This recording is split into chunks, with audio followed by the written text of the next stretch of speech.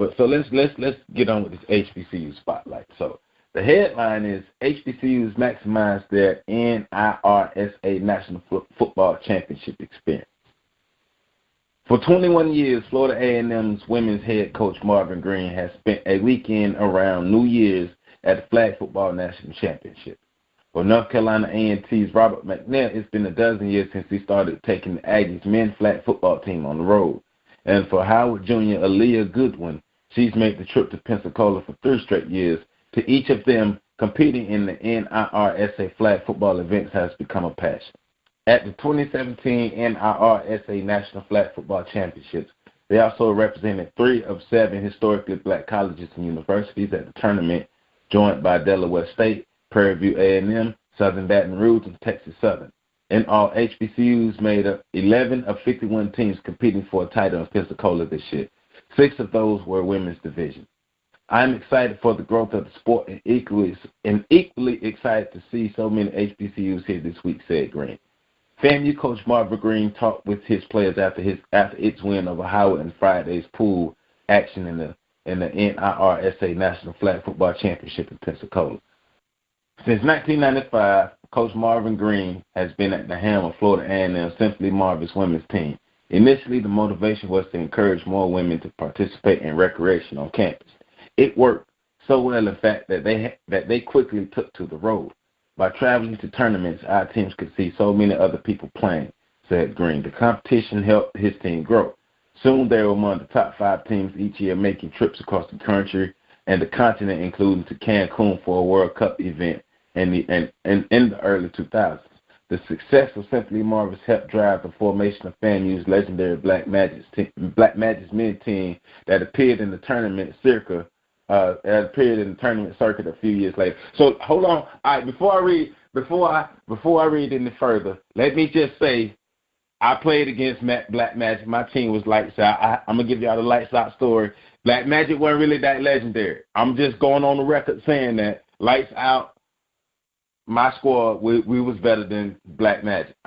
Maybe they're saying Black Magic because Black Magic played a little longer. But, you know, when we played Black Magic, we could beat Black Magic. I'm just saying like that. They beat us too, but we could beat Black Magic. They weren't that legendary, not like Lights Out was. We was running things. I'm just saying. Coach Robert McNair from North Carolina A&T echoed Green's sentiments about the great opportunities for his Aggie team, not just to compete, but to learn. And this is going to be my Coach Robert McNair voice. It's a great opportunity for our students to travel to different places, meet new people, network, and develop skills and relationships that help them not only in sports but in academics and in getting their first job, right? So dozens of students will try out for the new openings on the Aggie team each year. McNair fellow women's coach Xavier Carrington have minimum GPA requirements for those that are part of the A&T extramural teams, which are often among the top squads in the nation's both flag football and basketball. Whether it's Hall of Fame selection or a great postgraduate job, Green and McNair are quick to share success stories of players they have coached over the years. As McNair noted, they come back with their kids, and we relive the great moments. The players often say their experiences with the teams helped change their lives, offering them opportunities they could not have received otherwise. In her 3rd year on the Howard University women's team, junior Aaliyah Goodwin is writing yet another success story. A former high school athlete, she joined the team to stay active and involved in sports. But the experience has become so much more. It provides a connection to the university and balance to her challenging academic pursuits in chemical engineering. And she says, I'm a quiet person. My time on the team has helped me find a social group. That's what she said. My best friends are on this team, and I'm a better person because of the experience. So, man, it just what's up, man. You know, Mr. Marvin Green, Mr. Robert McNair, Miss Aaliyah Goodwin, everybody who was involved in the HBCU flag football circuit. We here at the Fix Sports Podcast and the Freedom Train Network definitely want to give our hats off to you. I know Mr. Marvin Green and seen him interacting and working on FAMU's campus for a long time. Like, I feel like Mr. Green been at FAMU all my life. I'm 34 years, and I feel like I've been seeing him up there all my life. So from here at the Fix Sports Podcast, to everybody down with HBCU flag football, We know how we do. Put your hands together. Come on. Up put your hands together. Mr. Marvin Great. Mr. Robert McNair. Yeah. Aaliyah Goodwin. Yeah. Hey, man, to all the teams and everybody who laid the groundwork for HBCU flag football for men and women. Hallelujah. But I am going back on record to say Lights Out was better than Black Magic. That's all I'm saying. Time for my weekly rant. And my weekly rant is aimed at all you losers out there in the world who root for athletes to fail, who root for people in general to fail, because you are a born loser. You was born a loser. You're going to die a loser, probably because some winner who knows you a loser better than you, loser, going to put a bullet in the back of your head. Now, I just took a scene from a movie and just inserted loser in that, but all you people out here in the world, especially in America, and people who are going to listen to this podcast, who root for people to lose, you're a loser. Your life is meaningless. And you know how we know your life is meaningless? Because you want other people to lose, which means you are a loser yourself and you have nothing going on in your sorry-ass life.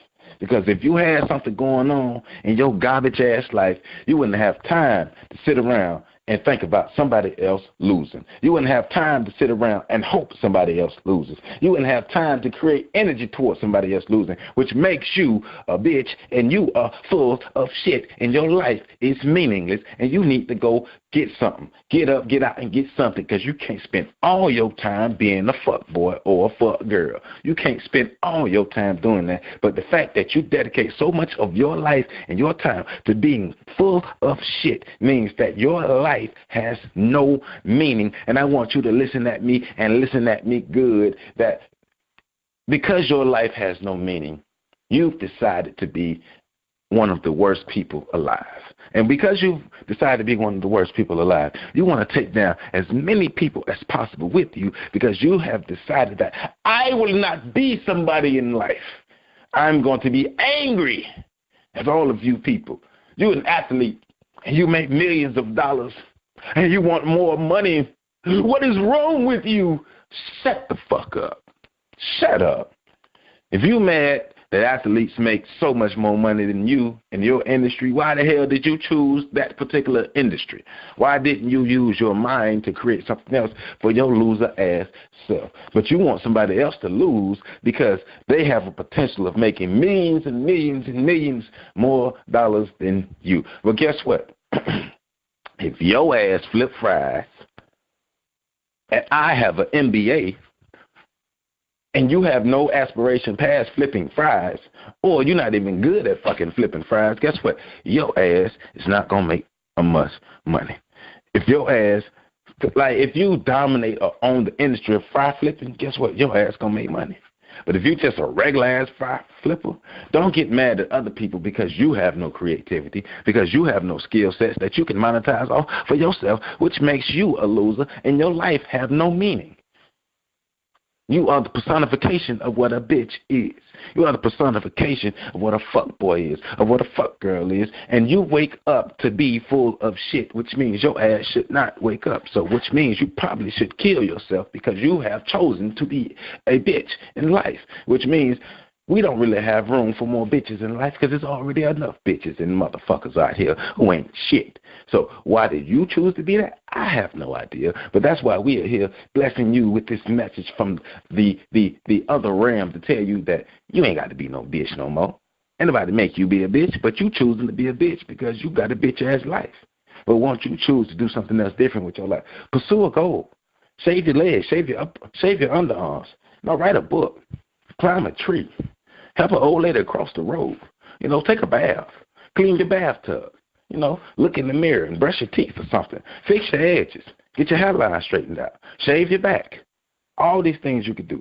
Set many goals in life and achieve your many goals that can help you achieve bigger goals. But if your only goal is to sit there and tear people down, hey, you have no goal in life. You are nothing in life, and you will never be nothing in life until you choose to change your outlook and how you exist in this world. But as long as you choose to be a bitch boy or a bitch girl, nothing else will change in your life. And this is just how it is. And yes, I ain't being nice about this.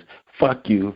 Fuck that. Fuck everything about it, because you choose to be a hater in life. And we got no time for no motherfucking haters. And I just want to drop that on your motherfucking head for all you people who want athletes and other people to fail in life because they have an opportunity to do something that your garbage ass will never have the opportunity to do, or you squandered your opportunity, or because that person didn't do what you wanted them to do in life. Yeah, well, shit, I didn't want you to get fat and be a loser in life, but you chose to get fat and be a loser in life. Who told you not to take care of your kids? Who told you to not take care of your goddamn kids? Nobody. Who told you to wake up ugly? Nobody. Who told you to not take care of yourself? Nobody. Who told you not to notice that your hairline in the back of your goddamn head, you still letting the hair grow on the side of your head? Who told you to do that?